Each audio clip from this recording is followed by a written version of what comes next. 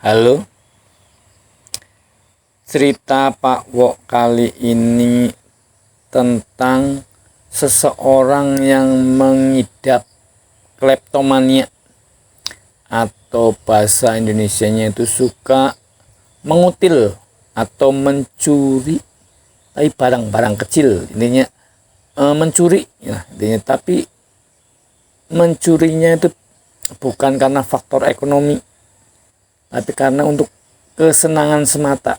Jadi kalau pencuri kan kadang-kadang biasanya itu karena faktor ekonomi, kemudian karena kebiasaan mencuri itu jadi menjadi mata pencaharian lah, intinya seperti itu. Tapi kalau yang kleptomannya itu bukan karena kekurangan uang, tapi karena keinginan yang tak tertahankan, intinya keinginan tak tertahankan untuk mengambil barang-barang yang sebenarnya sepele, tapi keinginannya itu tak tertahankan, dan yang jelas dia itu mendapatkan kepuasannya karena kok nggak ketahuan, kok aku bisa, seperti itu. Kebanggaannya kalau sampai nggak ketahuan, rasanya itu tuh dia itu senangnya minta ampun, makanya dia ketagihan terus lagi dan lagi. Nah, kasus kali ini tuh saya menangani orang yang mengidap kleptomania, seorang wanita. Jadi dia katanya dari SD itu dia kan, karena wajahnya mungkin katanya innocent gitu ya, jadi karena dia juga wajah nggak bersalah, jadi tidak ada yang menduga kalau dia itu suka mencuri. Nah, dia dimulai dari SD itu dia seneng ngambil barang-barang yang remeh-temeh sampai SMP. SMP katanya menurut penuturannya dia itu SMP itu lagi seneng-senengnya. Jadi setiap ada toko baru, misalkan ada peresmian toko baru di sana, atau ada keramaian apa di sana mana, dia selalu mencari keramaian. Nah, di situ dia mengambil kesempatan. Padahal sebenarnya yang diambil cuma misalkan penghapus pensil atau asahan pensil atau ya hal-hal remeh lah. Kadang ya makanan kecil apa yang sekiranya bisa. Nah, dia sampai saat ini, dia sampai sekarang kan sudah umurnya 30 berapa intinya gitu, belum pernah satu kali pun ketahuan, belum pernah satu kali pun ketangkep. Ya mungkin dicurigai atau hampir ketahuan, ya katanya pernah, tapi dia belum pernah ketangkep. Makanya dia merasa kepuasan banget, kepuasannya di situ, karena dia katanya seperti di film-film, jadi rasanya sudah menyelesaikan misi, intinya seperti itu. Jadi menurut dia kayak di film, jadi dia merasa berharga, merasa wow, aku bisa, ketika dia berhasil mencuri.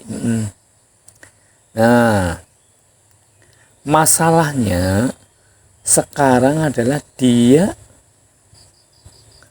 sudah menempati posisi yang mapan. Nah, gitu. Dalam arti posisi yang mapan, pekerjaannya itu seperti ini. Misalkan PNS ya, guru atau kepala dinas atau kepala sekolah atau bidan misalkan, itu kan sudah posisi mapan.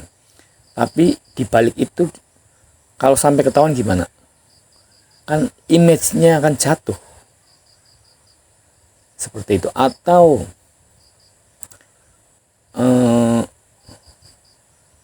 misalkan di wira swasta ya, misalkan profesinya adalah yang mengandung image, maksudnya kalau sampai image-nya jatuh ya langsung jatuh, langsung nggak laku lagi. Nah itu makanya dia itu takutnya di situ, karena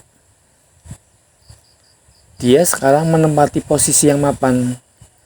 Saya memang sengaja tidak menyebutkan profesinya karena memang tidak hanya satu yang saya tangani, ada yang profesinya itu tadi itu. Kedua juga yang maksudnya mapan, yang penting ini adalah itu sudah profesi yang kepenak intinya sudah. Tapi kalau sampai jatuh sudah ya tamatlah riwayatnya gitu. Makanya dia sekarang resah, nanti kalau sampai dia ketahuan gimana, kalau saya sampai ketahuan gimana ya Pak, karena keinginan itu terus menerus ada, sementara posisi saya semakin mapan. Saya takutnya suatu saat padahal hal kecil, misalkan belanja di minimarket terus ketahuan, padahal kan CCTV sekarang di mana-mana. Nah itu kalau dulu kan, zaman dulu CCTV masih jarang, jadi dia masih berani. Sekarang dia harus pandai-pandai menahan keinginannya itu. Jadi kadang-kadang dia menyalurkannya dengan hati-hati, tapi juga kecanduan juga, kepingin lagi gitu. Jadi kontradiksi. Di satu sisi dia harus menjaga image-nya, tapi di satu sisi lain dia gimana cari cara ya biar keinginan mencurinya itu bisa tersalurkan. Itu dia cari-cari cara yang aman terus. Nah, karena akibat keresahan itu dia kemudian menelpon saya, bisa nggak kasus seperti saya itu disembuhkan? Ya saya jawab ya mudah-mudahan. Ternyata memang akhirnya sembuh, dan sekarang ibaratnya sudah takut katanya, kalau sudah tidak ada keinginan untuk mencuri lagi. Padahal dulu tadinya, apalagi waktu SMP katanya, luar biasa katanya. Bisa dia selalu ngajak teman-temannya, karena sebagai pengalih perhatian sih, ibaratnya dia ngajak berapa orang temannya. Dia si pelayan toko sibuk misalkan, nah dia melancarkan aksinya. Itu dulu seperti itu, karena dulu kan masih jarang ya CCTV. Nah sekarang kan sudah banyak. Dan yang saya tangani, yang perempuan-perempuan yang saya tangani ini, katanya tidak semuanya itu anak yang pendiam. Ada juga yang memang nakal dari sananya, ibaratnya katanya itu badung, tomboy dan sebagainya, ada. Jadi intinya tidak mesti orangnya badung, juga tidak mesti orangnya kalem gitu, enggak juga. Jadi saya menangani beberapa orang itu tidak mesti yang mengidap klepto itu orangnya pendiam, juga tidak. Yang orangnya dulunya badung atau nakal juga ada juga. Jadi faktornya banyak, jenisnya banyak, nggak mesti pendiam. Kedua kemudian adalah tidak mesti itu, misalkan kan ada lah yang katanya ini faktor genetika atau faktor, kalau faktor genetika mungkin ya, faktor tidak keturutan waktu kecilnya, atau waktu dalam kandungan, waktu ngidam. Ya mungkin seperti itu, saya juga nggak tahu, tapi intinya ternyata faktornya banyak, nggak mesti. Buktinya katanya ada yang dari kecil sebenarnya dia keluarga mampu, jadi nggak kurang lah kalau cuma buat beli. Dia itu bisa neraktir teman-temannya, misalkan neraktir berapa orang temennya, ayo ke sana ke toko itu misalnya, tapi akhirnya dia sebenarnya cuma untuk alibi agar dia bisa mengutil atau mencuri. Setelah itu coba bayangin, dia akan mentraktir teman-temannya bakso, nah kan lebih mahal. Nah itulah, jadi intinya tidak mesti juga karena faktor karena dia kekurangan atau keinginan yang tak tersampaikan, nggak mesti. Jadi intinya banyak faktornya.